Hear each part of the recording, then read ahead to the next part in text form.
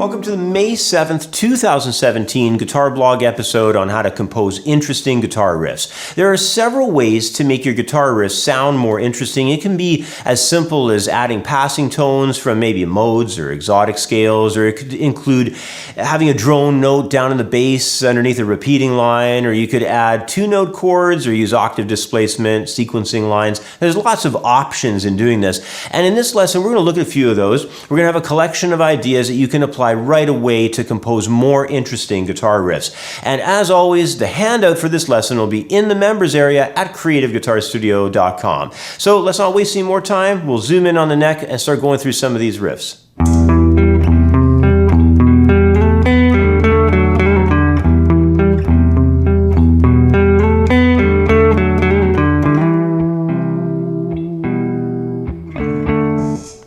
Well, in example number 1, we're going to look at converting laid-back riffs, the ones that are sort of more longer duration, and we're going to try to make them more active. We're going to work at converting the harmony into single note line around more of a power chord type of an idea, power chord and interval idea. So what we're going to look at first here is I have a foundational riff in your handout. It's under example 1A. It's a fairly laid-back rock groove. It's a lot of quarter note and sort of eighth note feel there. And what's going to happen is, I'm just going to run through this at first just to give you an idea how it's all set up. It's in your handout under example 1A. You can follow along. The first idea is a two-note interval. It's a minor third based off of an E to a G at the 5th string to the 4th string, 7th fret to 5th fret. Then we're going to move down a little bit into the 3rd position and do a C power chord. Dropping down the note in the bass, we're going to create a B augmented idea. So we have 2nd fret 5th string and 5th fret 4th string. Then we're just going to move up into a D and wrap things up on that D at the 5th fret. Now, working through it, the rhythm is pretty straightforward. It's a dotted quarter note up front, so you're feeling it like this. 1 and 2, and then into the 8th note tied to the next dotted quarter note feel. So we're going 1 and 2 and 3 and 4, and then we have another 8th note tied to another dotted quarter note. So that's going to take us over the bar line. So 1 and 2 and 3 and 4 and 1, and then after that we're going to do an upbeat of 2 into the downbeat of 3 where we're going to have a half note, and that's going to occur on that D chord. So you'll have the feel off the B augmented where you'll have 1 and 2 and 3, 4. Okay, let's run through it all now in time. I'll count you in. 1, 2, 3, 4, 1 and 2 and 3 and 4 and 1 and 2 and 3, 4, just like that. One more time. 2 and 3 and 4, 1 and 2 and 3 and 4 and 1 and 2 and 3, 4, just like that.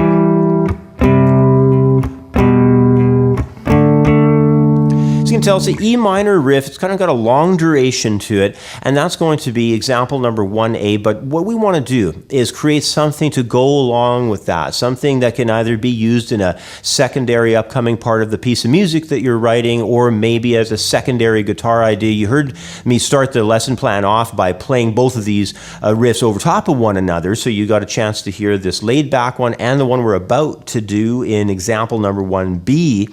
And this one's a little bit more active. It's a single note line idea, and it's going to operate a little bit off of the drone of the low E. And you can tell this thing's definitely in E minor the way it's set up, and I'm going to walk across the two-note interval that we had from example 1A, and I'm going to place an open 6th string under that. Starting again with open 6th string, I'm going to move over to a C power chord, keeping that in the bass. Then we're going to go more or less off the open E to cover the sound of the B point. But at this idea, we're going to slide forward and move on the 4th string from 5th fret to 7th fret. We move forward and then grab 4th fret 3rd string. There's a B note there, walking back up the G to the A. So, and then we're going to move down here to the F sharp. And at that point, we're going to do a hammer-on pull-off idea and wrap up over off of the 5th string, 5th fret there. Now that hammer-on pull-off idea is going to be kind of rapid. It's a 16th note triplet. And let me just walk through the whole thing now. It's all pretty much 8th notes except for that 16th note triplet there. So here we go.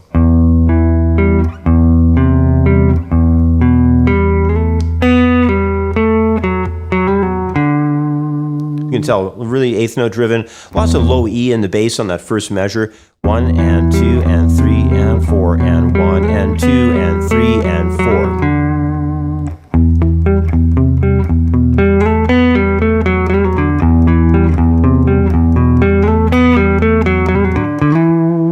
So you can tell, if you play it as eighth notes or if you speed it up and, even start feeling it more at a faster tempo, it's kind of an interesting line, but it works really well when you place it over top of the other part.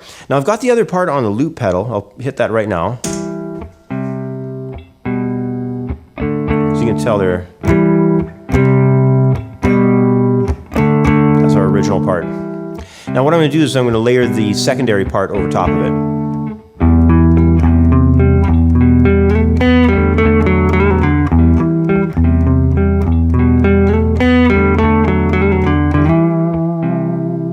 You can tell it works out pretty interestingly. It's kind of a cool idea. But either of these parts could stand on their own, or you could bring them in different segments of a piece. And really what the idea with the whole lesson plan here of composing more interesting guitar parts and all that is we want to be able to take segments of things that we come up with. Because, as guitar players, we're always noodling around and coming up with ideas and riffs and everything. And we want to be able to expand upon that and eventually take ideas that we've come up with and be able to layer them in interesting ways. You'll always read these articles from these, artists who are in the studio doing lots of recording, and they're saying how, I layered 4 guitar tracks, or I had 10 guitar tracks, layered over top of some piece that they were working on in the studio, and there's multiple electrics, and there's different things they're doing with acoustics, and they're playing some of the parts backwards. There's all kinds of things you can do to really fatten up a part in the studio. But the basics of it, what really all the creation starts at, is combinations of lines that are based off of the same kinds of harmonies. So, work on this one a little bit. This is the first example only, and, you can get you started, and it can maybe give you a few ideas for taking some of your own riffs in different directions. But we'll take a short break. Come back in just a moment with example number 2, where we're going to look at some smaller chord voicings matched up against some larger bar chords, and we're going to try and have a little bit of counter rhythm as well. Not anything too complicated, but we're going to work on just some layering in different ways.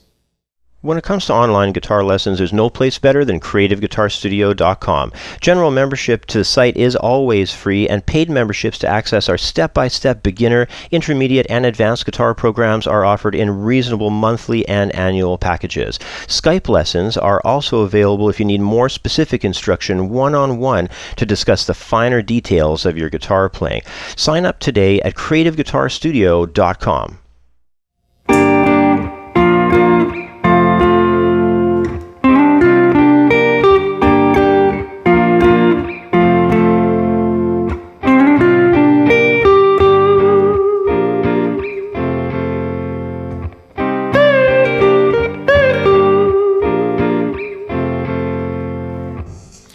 Well, in example 2, you're going to have a lot of fun with this stuff. We're going to be working around small chord voicings, and we're going to have some bar chord concepts going on and layering, just counter rhythms, nothing too fancy. We're just doing something, very simple here in all this. But the main idea is that, for the most part, you'll have a chord progression that you're working on in a band, in your songs or whatever. And I'm just taking some bar chords in example 2A, and I'm just feeding that as sort of our foundational idea. It's a G minor riff, starts on G minor chord, moves up a little bit to a bar chord there at 6th position, B flat major, so 1 and 2 and 3.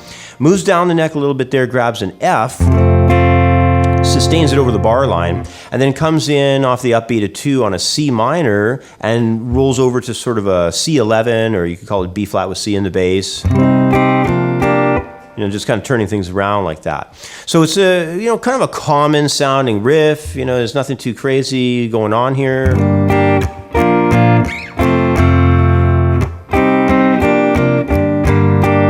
All right, so that's pretty basic, G minor riff with a G minor, B flat, F, and a C minor, and that, C11 chord.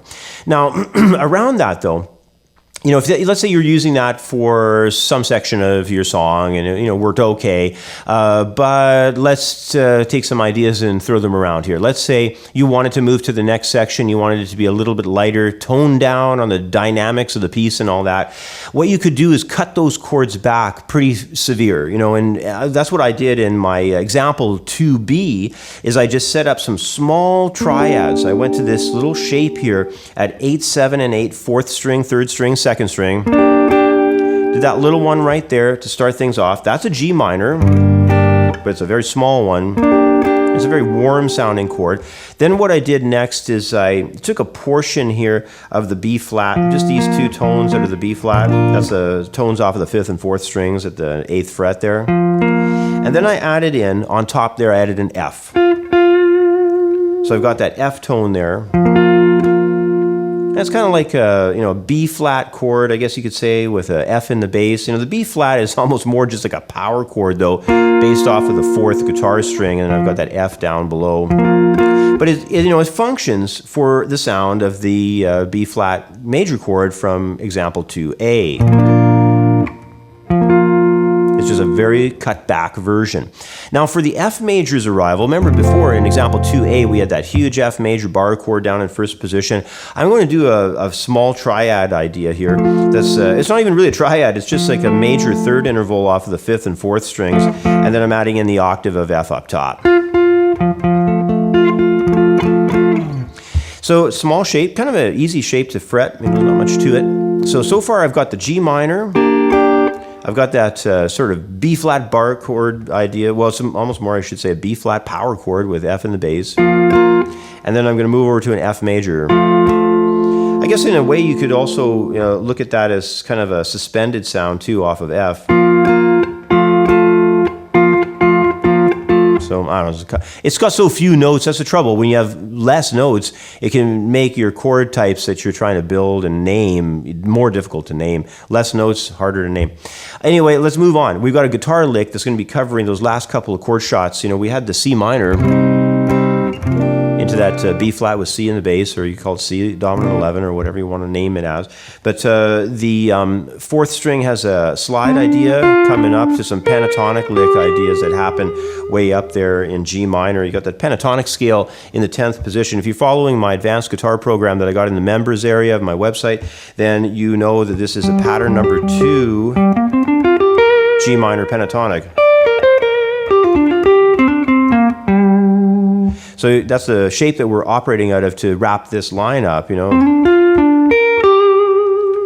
altogether, this really interesting part here in example 2B goes like this.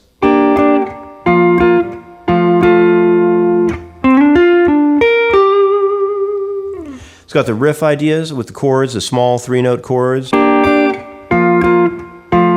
front, and then we're doing that lick.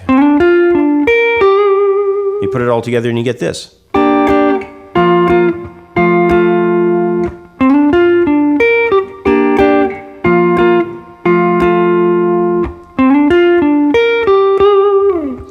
Then you can also layer it against the original part, the part that we had from example 2A.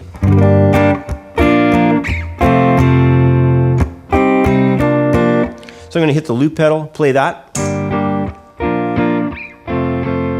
Okay, here's the second part.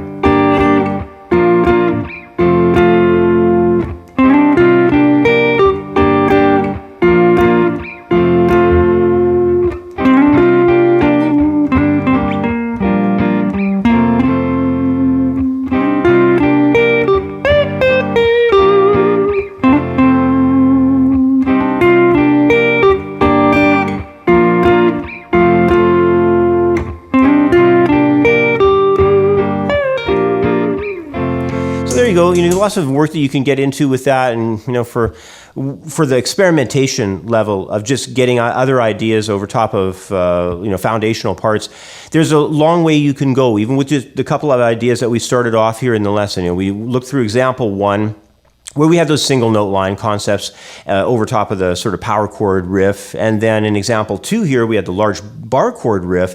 And, we also had the execution of those small, chord shapes like that. And the filler lick from from the minor pentatonic there in G minor. So these ideas will be even, pretty cool to get you started with, but, I think it's, after this, there's other ideas that I really think are the sort of the next level of everything. And this brings us to the close here of part one of the lesson.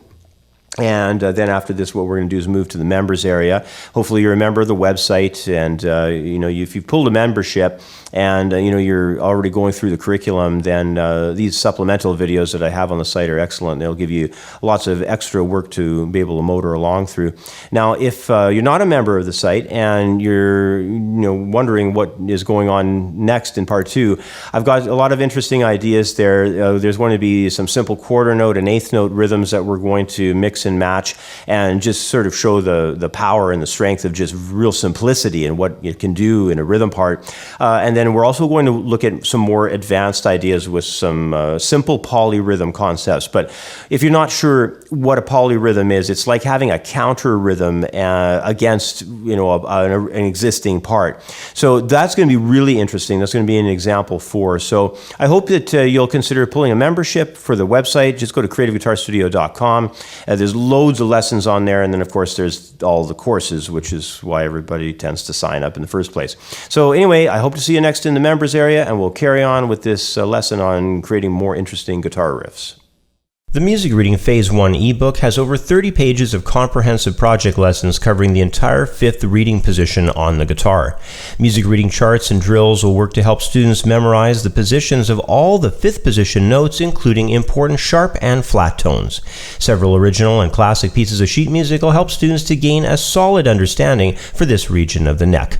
Rhythm studies, duration examples, plus song and location drills, along with 19 MP3 audio tracks, makes this one of the best music reading courses available.